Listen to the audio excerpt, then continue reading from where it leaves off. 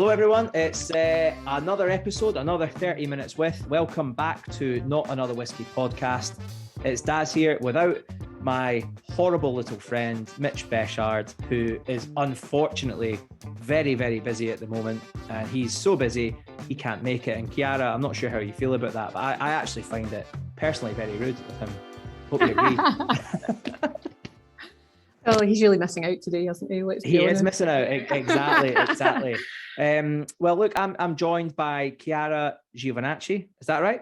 That is absolutely right. Who is brand lead on, or global brand lead on malts for Disttell'S, and Disttell'S, who we're very familiar with. We're really lucky because we've had Brendan on. We've had Julianne on as well, and obviously we've been able to taste some of the fine whiskies through Black Bottle, through some of the online tastings and stuff that you guys have been working on, and we've yet to discover fully the extent of quality that is existing behind the Tobermory distillery, although we are quite familiar with their whiskies, of course.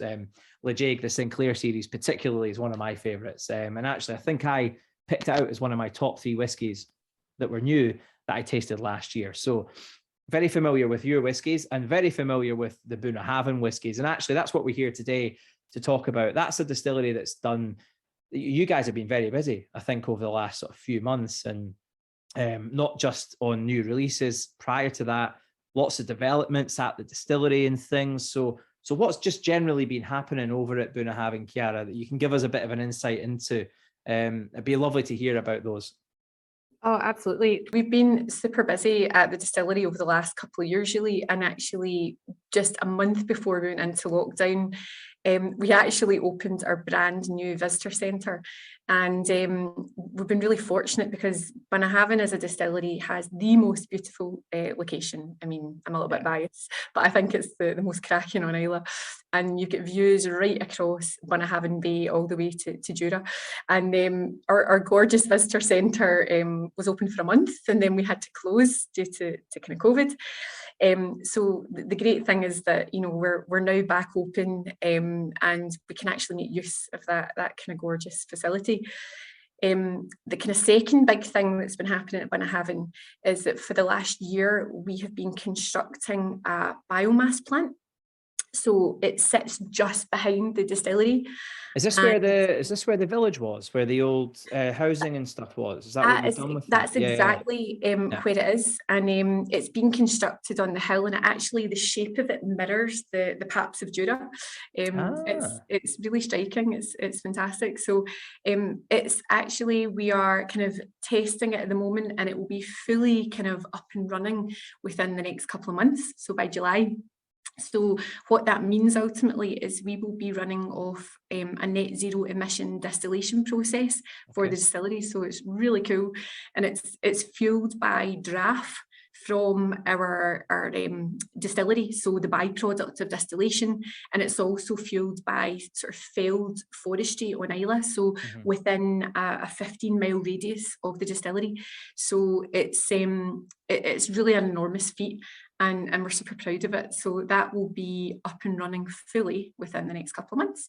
Is that the first distillery on Islay to go the first from distillery? Biomass? It is, isn't it? Yeah. First distillery. That's massive. Yeah. And how long's that been in the pipeline for? That must be like a lot of planning going into that, like 2 years or 3 years or something like that, no? Yeah, it really has. It has been a number of years in the making, and we've partnered with an organisation called AMP Clean Energy who funded the project.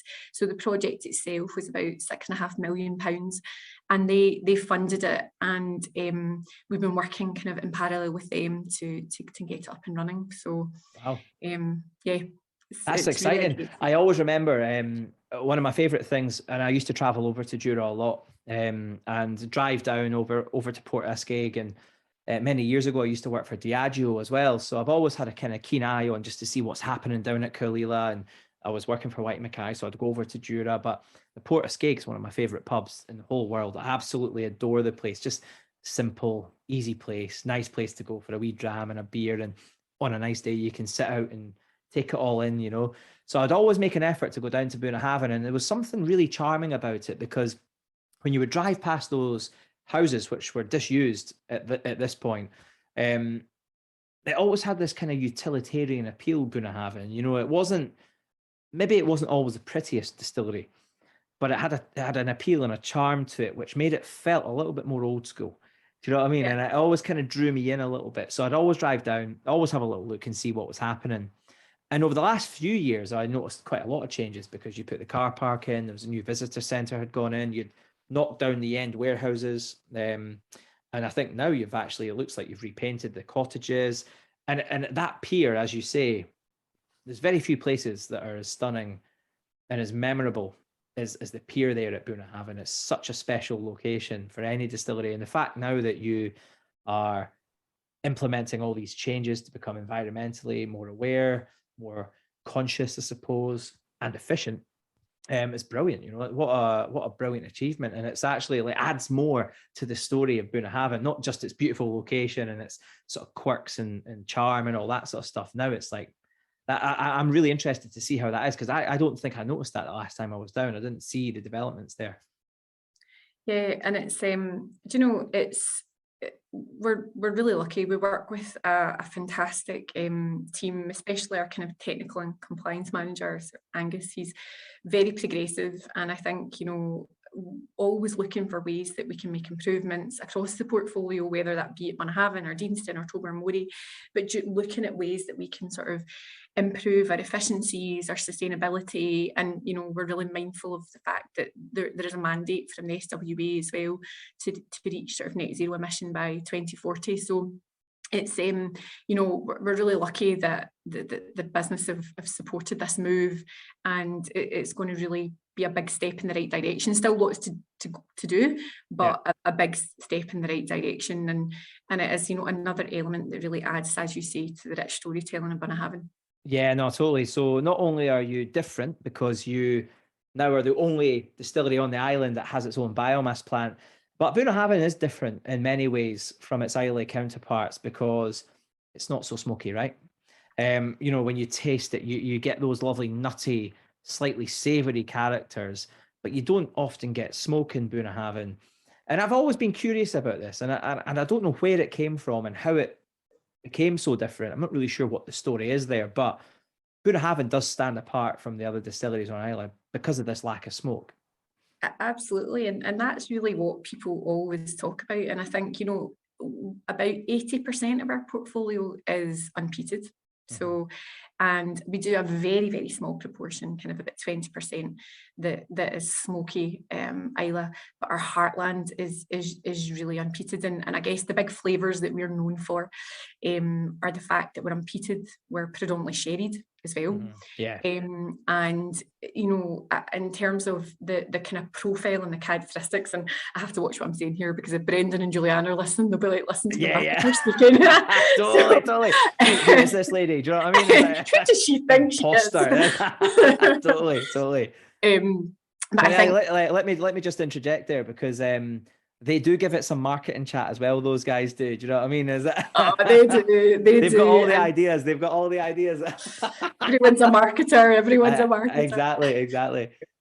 So no, they're hilarious. But I say that, but I have the utmost respect for them, and the way they talk about the brand so passionately, and how they talk about our spirit in terms of the characteristics of that spirit. Is Brendan especially talks about big, bold flavour that can stand up to maturation, full maturation in sherry casks. Big, bold flavour that can stand up to being bottled at cask strength. And that's really what Bunnahabhain is. It's all about these kind of nutty, sherry, dried fruits, kind of complex flavours. And he always, again, critiques me as a marketer for using that word, but it's with that kind of sea salty influence as well. But you're absolutely right. Our heartland and what we're known for is unpeated, and we pipe in our water source. We have actually a spring water source. It comes from the Margadale spring, and Brendan especially always says there's a real magic in that water source. You can taste that kind of quality, that spring water quality that comes through. So yeah, that for me is really what Bunnahabhain stands for. And he did talk a little bit about that. We had him on, I think it was 10 episodes ago, something like that. And he did talk about that water source, and he did feel there was like a little bit of magic dust involved with that, and things that he can't quite put a finger on, you know, even from like an analytical point of view. You know, he found it quite difficult to kind of articulate exactly what it does, but did contribute some of the mouthfeel, some of the qualities and things that happen at Bunnahabhain back to the kind of water source. But mainly it is I mean, so much of it does come down to the spirit style in the wood, and we know that. I mean, that's the same at any distillery. But the nuttiness and those sherry casks and the way that they influence Bunnahabhain always make it really appealing. And one of the things I was quite struck by, and actually it was the last time I was on Isla, I was down at the Port of Skeg, and I had a little dram of this, I never say it right, Stúradr,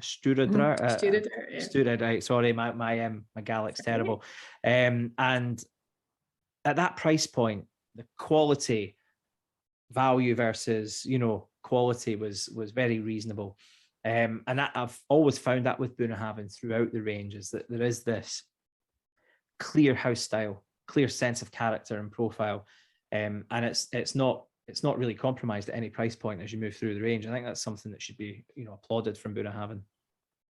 Yeah, and I know, and I can't take any credit for that. It's about, you know, we're guardians, but at the end of the day, Brendan, Julianne, and the team at the distillery, they, you know, they know what works well. They know what the heartland is for Bunnahabhain, and you know, the reality is our Bunnahabhain spirit is so rare.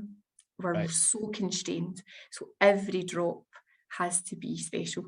And that's something that we really focus on, is that kind of quality of Bunnahabhain, and really protecting that quality and protecting it at, you know, at every cost, in terms of the equity of the brands and the spirit itself. Yeah, no, that I love that. I mean, and you guys are doing that ongoing as well. I mean, you've got a lot of new products that have just come out. You've announced some really interesting releases. Can you tell us a little bit more about some of those releases that have just come out? Because I saw there was, is it 2 Fej releases this year? We've 3. Have you got 3? I say that with a little pause. Was it right? Watch this space. Okay. So no, we have 3 releases. So this year is a bit of a different year, because like Fesh has always been something that we did traditionally at our distillery, and then over the last couple of years, because the distillery's been closed, we sort of had to bring it online and bring our whiskies to people online. And actually we had such a great response, and our, you know, making the pilgrimage to Bunnahabhain is not an easy thing for everyone. No. And those that do are, you know, we've got super fans that come from all over the world. But what was really nice about the last couple of years is actually we've been able to make it accessible to everyone and kind of democratise it a wee bit for those that couldn't make that journey. So we took a call this year to say, well, do you know what? We're going to release 2 that everyone can get a hold of. And there's going to be, there's going to be 2 that are exclusive to our brand home specifically, and 1 that can go worldwide. And that way, it just gives everyone that opportunity to try a Bunnahabhain. And the kind of bottlings that we've got. So the first one is called A Bhain Araig. So that is it sits at about £95 a bottle. And that word means mouth the Araig River, which is a river that kind of feeds into the Margadale River on the island. You know, we're really precious about our water sources, that we've had a lot of inspiration from that. And again, that is, you know, unpeated, sherried, quite bold, and that's a sort of marriage of Bunnahabhain that's been matured in ex-Pedro Jimenez casks, and they're sort of sherry octave casks.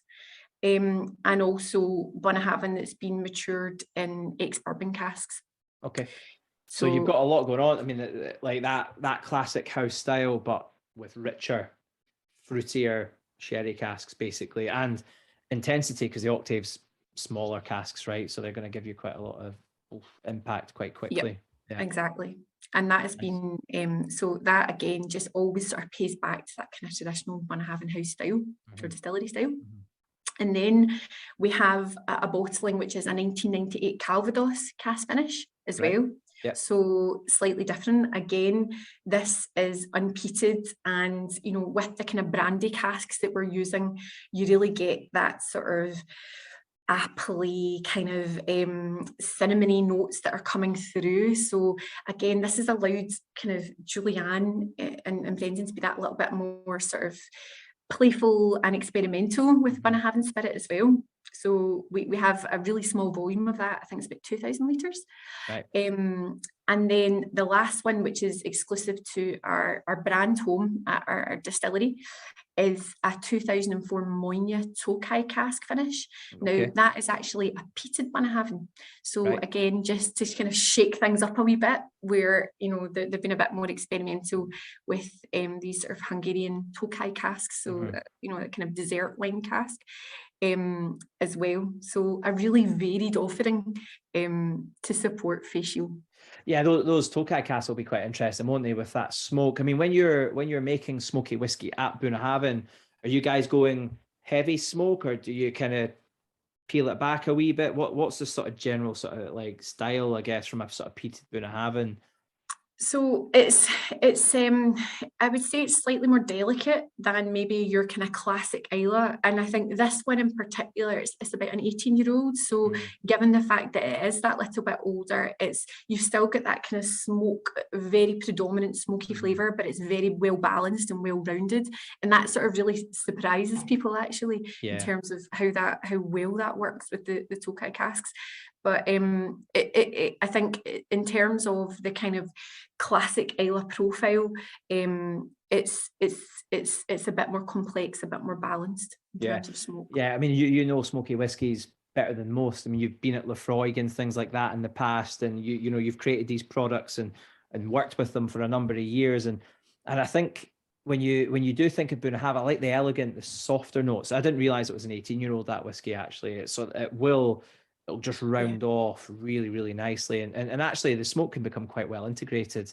I think especially when you use sweet wine casks with smoke, it's always really interesting. It kind of goes like, it's like classic cliche, but it's like maple and bacon, and you know, you get all those like combinations. The kind of contrast of the sweet and the savoury. Yeah. All right. What price is that one? That sounds punchy. Is it? So that one is £199. All right, okay, so it's not ridiculous. Yeah, so... Mitch can buy one of those. I can't. Buy two. Yeah, he can buy me one. Exactly. Totally. Yeah. Oh, that's cool. So that's the one that's available just from the distillery, is it? That is, yep. And we're only producing just shy of 1,700 bottles of that. So just a wee small volume. Cool. And what can we expect then moving forward? Sort of moving into after Fej. Well, I'm actually over on the island with you guys. I'm with Bunnahabhain at Fej, so I'm really looking forward to spending more time at the distillery, because I haven't been since the refurb, and it is one of those places. Like I say, I always do make an effort to go by. I always drop in, even if it's just to have a wee nosy and see what's going on. But what can we expect from the rest of the year? Like what's to come from Bunnahabhain? I'm sure you guys have got some interesting releases up your sleeves. We do, and I think, you know, from a brand home perspective, we've got some really interesting distillery releases that form part of our Warehouse 9. So kind of smaller batch releases that will be kind of launched throughout the course of the year. And then the kind of biggest one for us will be our second edition of our 12-year-old cash strength. So we had a really phenomenal response to our 12-year-old cash strength when it launched last year in November. And the next one will be launching in sort of end of September, beginning of October this year. So kind of perfect timing for Christmas. Yeah. Well, I remember we have an online retailer, and we had batch 1 that came. I think it came in November, the start of November last year, and it was amazing because it sold very, very well. But it was brilliant because I think people saw the opportunity. You know, here is quite an accessible collectible, if you like, but great cask strength example, 12 years old, brilliant, and it was batch 1. So I wasn't sure how batch 2 was going to come. I assumed it would come around the same time of year. Can we expect like a different cask finish, or are we going to go like classic Bunnahabhain with this and just keep it cask strength, just a different year, subtleties and all that? So it will be very much classic Bunnahabhain. Yeah. So it will be the kind of real similar kind of profile, but they'll just, you know, every time it's bottled at cask strength, it will be the different ABV, and each time there'll be kind of more concentrated kind of flavour profiles that will be pulled through. So, you know, you get a lot of that kind of dark chocolate, the kind of dried fruits, the nuttiness that will come through that Bunnahabhain is really known for. So that will be kind of at the end of September, beginning of October. Yeah, that was my fire pit whiskey last year. I mean, I was out in the garden quite a bit, and I'd like sit up the back and just have a couple of those in the evening. It was class. Really, really good. And it was such a delicious whiskey. Sadly, they didn't last very long. It was a wee mouse in the kitchen somewhere. Away. No, that I have to say that has been my kind of favourite that we've launched in a while. And actually, you know, with a lot of cask strengths, you know, people like to add a couple of drops of water to open it up a little bit. But for me, I didn't even think it needed it. I just love that dram. Love that dram. Nice. Well, look, that's I think that's us. I mean, it's brilliant to get a wee update on what's been happening at Bunnahabhain. It's obviously all going on. Biomass coming in. You know, you've got a new visitor centre which people can now visit. It was finished just before COVID. It's now ready for everyone to come down and see you guys. 3 new bottlings for Fej, 2 at the distillery, 1 for everyone, and then a new cask strength coming. It's you've been busy, it seems. Yep, busy bunch. Absolutely. No, thank you so much for joining us. Really appreciate your time. And are you going to be there at Fej? Sure am. So look forward to seeing you there. Absolutely. And maybe if Mitch isn't so busy, you know, maybe he can join us next time. Yeah, absolutely. He's on he's buying the drums. Definitely. It's on him. Cheers, Chiara. Thank you. Thank you so much.